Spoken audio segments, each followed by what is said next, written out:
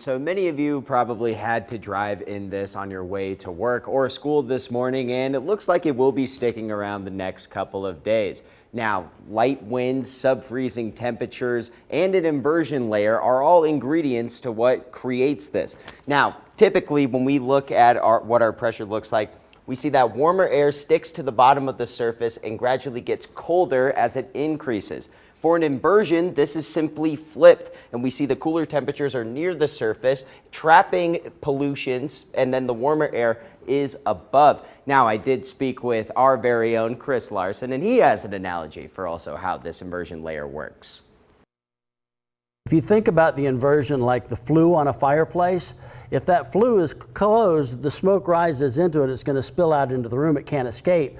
If you open that damper, that smoke is going to rise up through the chimney and it's going to evacuate. And Chris says this freezing fog is fairly common for our area. It's the high pressure ridge that we're sitting under right now, and with high pressure you get sinking or subsiding air, and the air just kind of stagnates. A good indicator that fog is on the way is to look at the current temperature and the dew point temperature. Once those meet together, fog forms. And when temperatures get colder overnight, you can see what some like to call pogo nip.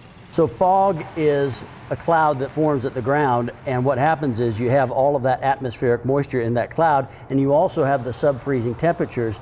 So then you get what we call freezing fog or rime ice. The fog typically sticks around through the late morning until the sun comes out and burns off the fog. The National Weather Service has called a freezing fog advisory over the past couple of days. They put up an advisory when they have concerns with visibility. Especially in the lower valley areas, like we had this overnight last night, we saw visibilities here drop to as low as 1/4 mile in some areas. Actually, we're seeing visibilities dropping down to 1/16 mile over here at the airport. For those folks that have early mornings or late nights the next couple of days and run into the fog, Young says to be careful and to give plenty of space between you and other cars.